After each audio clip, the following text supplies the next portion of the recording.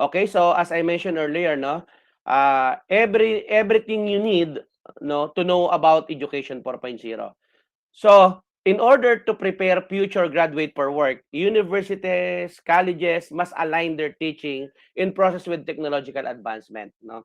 In the new millennium, no, technology began to infiltrate the education process, and both students and teachers started to utilize technology in basic ways, no, other known as the Education 2.0. So as this technology advanced, including the mass infiltration of a mouse or a more user-generated internet, that is 3.0 was formed. Again, technology began infiltration the education process, and both students and teachers started to utilize, no, it's just only started to utilize technology in basic ways. That is Education 2.0. Uh, Advanced, of course, technology advanced, including the mass infiltration of more user-generated internet that was formed Education 3.0. Now, students now had their own access to information, the option to learn virtually, and platforms to easily connect with faculty and other students.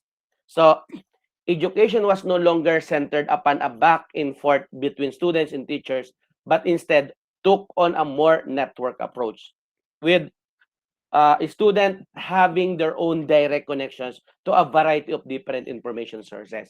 So this encouraged the development of more personalized way of learning, where the students' independence and unique approach to study was celebrated. So now, how about the Education 4.0? This will be the desired approach to learning that aligns itself with the emerging fourth industrial revolution. So, this industrial revolution focuses on smart technology, artificial intelligence, robotics, all of which now impact our everyday lives. So, for the universities and colleges to continue to produce successful graduates, they must prepare their students for a world where this cyber physical system are prevalent across the industry. So this means teaching students about this technology as part of the curriculum, changing the approach to learning altogether, and utilize this technology to better improve the university experience. So, how do the colleges and university preparing students for evolving industry?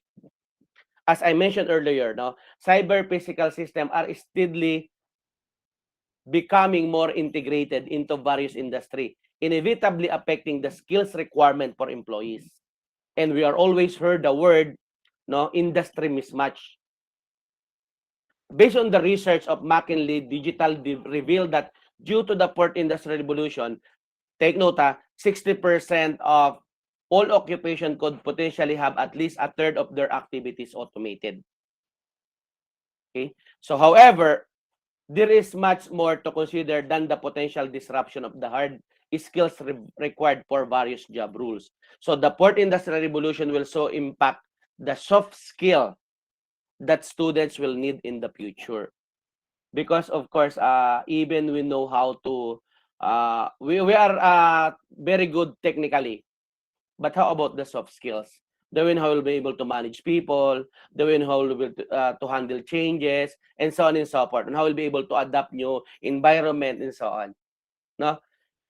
In 2016, the World Economic Forum produced a report exploring these changes, and they predicted that by this 2020, more than a third of the desired core skills set as most educational or occupational will be compromised or either comprised of skills that are not yet considered crucial to the job today. Some of the soft skills they claim will soon become indispensable include complex problem solving, social skills, and even, of course, the process skills.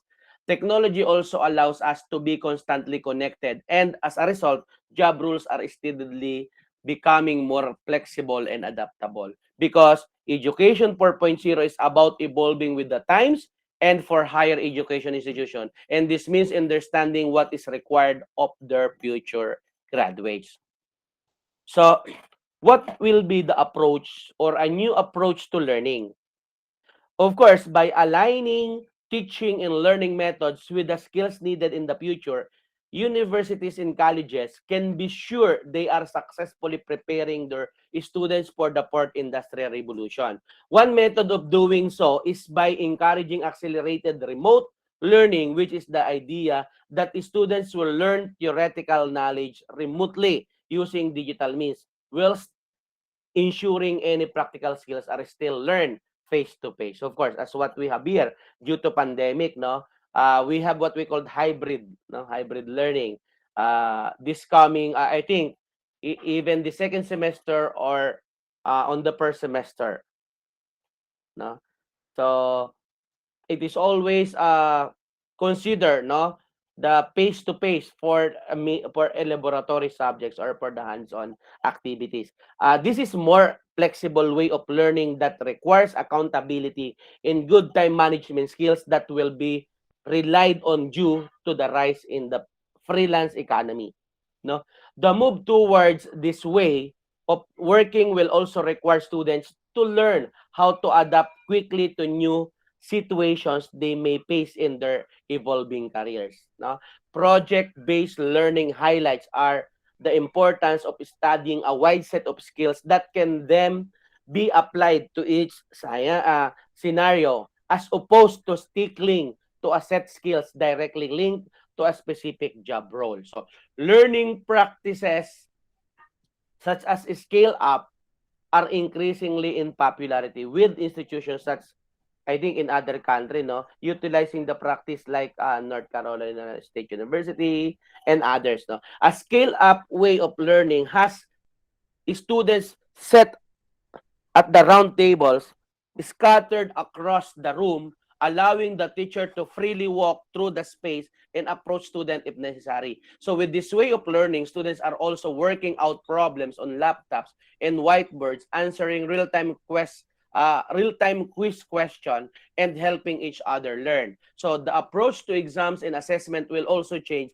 moving away from the traditional method of observing and relaying a vast amount of information is still not as necessary in the future. So we may see students access instead by analyzing their learning journey through practical and experimental learning-based projects or field works. But at present, since this will be in a pandemic, so it's too hard for us to give a group work, no? Because of course we have an IATF guidelines, no, that group works is not, of course, applicable this time. So what we're going to do is to have an additional task wherein the student could be able to do in their own, no? So of course, the biggest change we are likely to see as part of Education 4.0 is deeper fusion of technology into teaching process. The ultimate purpose of utilizing this technology and adapting new method is to place students at the corner or the center of the education process, shifting the focus from teaching to learning. Now, in adapting the new realities, no, higher education institutions are moving towards a more personalized way of teaching. So let's say, for example, in other university, they were using different tools or platforms, no, in delivering their education. No? By utilizing data and tracking student performance, universities will be able to identify struggling students and provide optimized learning strategies to suit their needs. No? The various ways data is being used by universities is explored in more detail in our, of course, some research, some journals, and textbook. Na? Education 4.0 embraces this advance in analytics and uses it to treat a student as an individual, understanding that everyone's learning needs and desired outcomes will be different. It depends upon to our student. That's why it is important for us to know first where your student are and what are the commonality of your student for you to look into the available strategies and methodologies, no, for the entire semester. And of course, there have also been talks of entirely customizable degrees, whereby a student doesn't have to pick just one or two subjects to study, but instead can select modules from multiple programs. And there are some, however, who aren't yet convinced by this approach and view this move away from the traditional degree structure as problematic. No? So let's say, for example, the Oxford professor of higher education, Simon, no, believes that as long as they retain fixed curricula, flexible makes other institutions look of lower quality. No?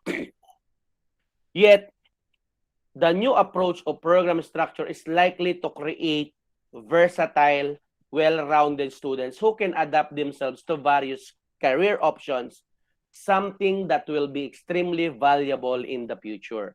So regardless, in order to produce graduates who are prepared to take on the future state of employment, universities must evolve and accept that changes to some traditional are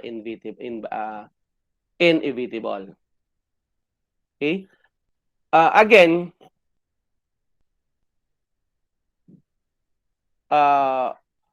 some professors are worried about educators, no?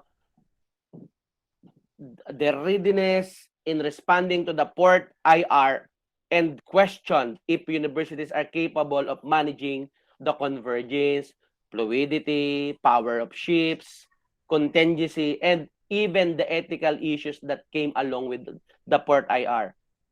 Some professors emphasize that the investment in emerging technologies in human connectivity, building digital resilience, as well as institutional capabilities in digital governance and accountability are key strategies for survival. However, it is unclear whether the higher education community are doing enough to adapt. No?